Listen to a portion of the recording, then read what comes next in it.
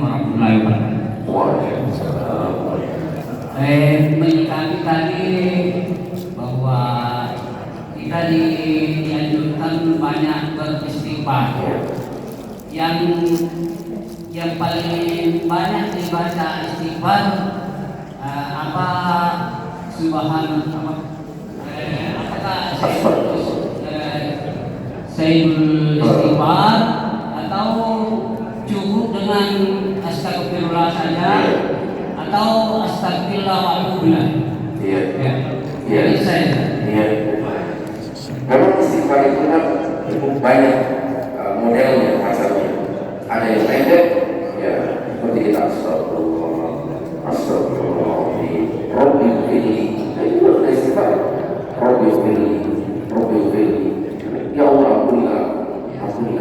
Itu paling pendek. Ada juga yang sedang-sedang, ada juga yang panjang sekali, ya seperti sayyidul istighfar. Nah, sayyidul istighfar ini kan termasuk zikir pagi dan sore. Ya, termasuk zikir pagi dan sore. Kalau nggak bisa lihat buku-buku zikir pagi sore kan ada sayyidul istighfar. Allahumma anta rabbi la ilaha illa anta khalaqtani wa ana 'abduka wa ana 'ala 'ahdika dan seterusnya. Berarti zikir pagi dan sore setiap hari. Ya, 2 kali setiap hari, setidaknya pagi habis subuh dan sore habis asar. Setiap hari Pak, kita usahakan baca sayyidul istighfar. Ya, tapi kalau yang kita perbanyak tadi, boleh dengan yang pendek-pendek boleh. Astagfirullahaladzim, alladzi la ilaha illa huwal hayyul qayyum wa atubu ilaih. Ya, banyak sekali modelnya. Ya, itu yang kita perbanyak. Ya, tapi sayyidul istighfar juga karena masuk zikir pagi petang. Jadi setidaknya 2 kali di dalam sehari kita membaca. Kalau mungkin belum kita hafal, nggak apa kita lihat ya bukunya atau di internet atau HP sayyidul istighfar tulis ya, baca habis subuh, habis asar. Nah itu paling lengkap kita beristighfar sama dengan kita bersolawat Ibrahimiyah. Ya, solawat Ibrahimiyah itu paling panjang. Ya seperti kita baca dalam bagian, nah itu yang paling lengkap. Tapi kita boleh bersolawat Allahumma sholli wa sallim ala sallallahu alaihi wasallam. Itu sudah solawat pendek, paling pendek. Tapi kalau kita mau lebih banyak dan pahamannya itu lengkap. Ya seperti itu. Ya demikian. Penjelasan Pak Ustaz tentang rezeki sudah cukup banyak, cukup baik. Ditambah lagi pertanyaan-pertanyaan dari jemaah. Jadi saya ini mau ada variasi Pak. Saya mau keluar dari tema. Saya pernah melihat tayangannya Ustaz Ali Hidayat. Katanya kalau mau sholatnya baik diterima Allah, kemudian khusyuk dalam sholat harus tahu artinya itu dibaca. Harus tahu artinya yang dibaca. Tapi kalau kami ini orang yang sudah pensiunan tidak bisa lagi menghafal, ini bagaimana caranya? Nah, saya pernah bertanya, bagaimana misalnya? Saya bilang saya juga bermasalah itu kalau harus. Nah, sekarang pertanyaan saya, ada kiat lain selain arti ayat yang kita baca? Adakah? Contoh misalnya setiap sholat gerakan apa saja selalu ada di hati Allah. Apakah itu juga bisa? Assalamualaikum warahmatullahi wabarakatuh. Waalaikumsalam.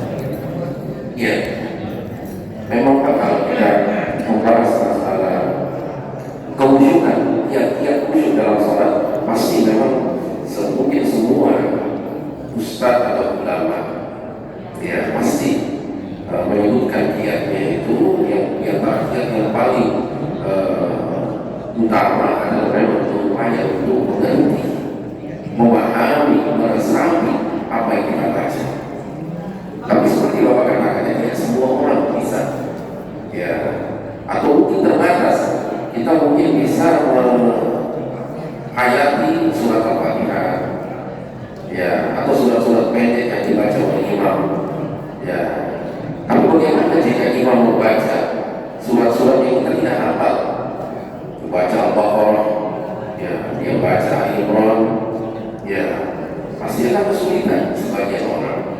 Nah, bagaimana caranya? Adakah kita lain? Ada, yaitu kita mengingat Allah secara umum dalam sholat kita, mengingat akhirat, ya, mengingat kita ini sholat apa sih tujuannya, ya, apakah ini hanya normalitas belaka, kita seperti berolahraga, gerak badan, naik turun, ayo kita ingat, kita hadirkan itu kan.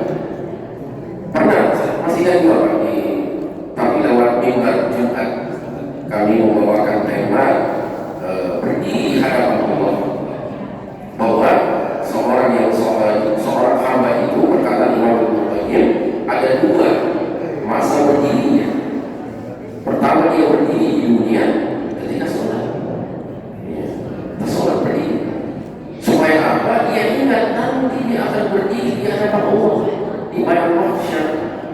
Nah, itu kita hadirkan, kita ingat, oh saya, ya, berdiri nanti di hadapanmu, maupun saya mempertanggungjawabkan segala amal perbuatan, dihadirkan. Dia ingat terus saja secara umum, secara global, ya. Jangan tinggalkan pikirannya melayang kemana-mana, ya. Ingat utangnya, ingat utang-utangnya dan sebagainya, mengganggu kehusuan, ya. Tapi kalau dia hadirkan saja secara umum, ya. Atau kalau kita ingat misalnya, ya sekarang ada imam juga, Masya Allah, ya, menghayati terkisah-kisah dalam bacaannya, menangis seperti ayat-ayat tentang azab Allah, tentang akhirat, tentang sisa kubur misalnya. Ya, hadirkan itu baik bagi bayangan kita, bagaimana nanti bisa kita selamat dengan sholat kita yang masih banyak kekurangannya. Nah, kita hadirkan. Karena Allah SWT berfirman di surat Toha, wa aqimis sholata lidzikri, dirikanlah sholat untuk mengingatku. Ya, jadi yang terpenting ketika sholat itu ingat kepada Allah Subhanahu Wa Taala. Ya, kalau tidak bisa kita satu persatu ayat per ayat kita pahami maknanya, setidaknya secara global, ya kita hadirkan itu. Ya, sampai juga orang haji. Kalau wukuf di Arafah, apa nasihat ulama? Bayangkan ini Arafah seperti miniatur pada mahsyar. Orang berkumpul dengan seragam kayak pakaian ihram, mau dia pejabat, mau dia rakyat jelata, sama pakaiannya. Begitulah kita nanti di hadapan Allah. Nah, kita hadirkan itu supaya ya apa, khusyuk kita dalam beribadah. Nah, seperti itu di antara kita. Allah. Tambahan saya, Ya. berkaitan dengan bagaimana sempurnanya salat. Sama saya sekarang ini Ustaz. Ya. Pikir tentang salat yang dulu di kursi. Karena ada hidayah memberikan penjelasan bahwa seseorang bisa berdiri, kemudian pada rakaat berikutnya dia dulu maka batal salat. Bagaimana Ustaz? Pikir salat. Ya. Iya. Berdiri dalam sholat wajib kan itu rukun jika mampu. Ya, jika mampu berdiri dalam sholat wajib itu termasuk rukun sholat. Ya, jadi selama kita masih mampu, pertama ketika kita takbiratul ihram masuk berdiri dulu. Kalau bisa berdiri kan cuma sebentar. Kita berdiri Allahu Akbar, baru kita duduk. Ya, seperti itu. Kecuali sholat sunnah. Kalau sholat sunnah itu walaupun mampu dia berdiri kemudian dia langsung duduk, tidak apa-apa dalam sholat sunnah, tapi dia memperoleh setengah pahala orang yang sholat berdiri. Ya, jadi kita dalam sholat, kalau kita masih mampu melakukan suatu gerakan, berdiri masih mampu, rukuk masih mampu, sujud masih mampu, tetap dilakukan itu. Ya, seperti tadi kita cobakan, kalau dia berdiri kan sebentar saja. Allahu Akbar, kemudian duduk. Rukuk kalau kesulitan, dia untuk bisa menundukkan badannya, dia berisyarat saja rukuk. Ya, menundukkan kepalanya. Kemudian sujud ketika dia tidak mampu, orang yang berdiri mungkin kalau dia belum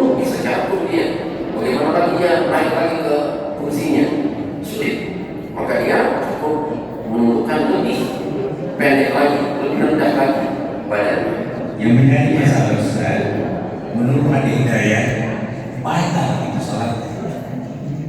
Kalau mungkin maksudnya ada orang yang masih mampu seperti tadi berdiri, yang masih bisa rukun, tapi dia langsung duduk, iya, batal.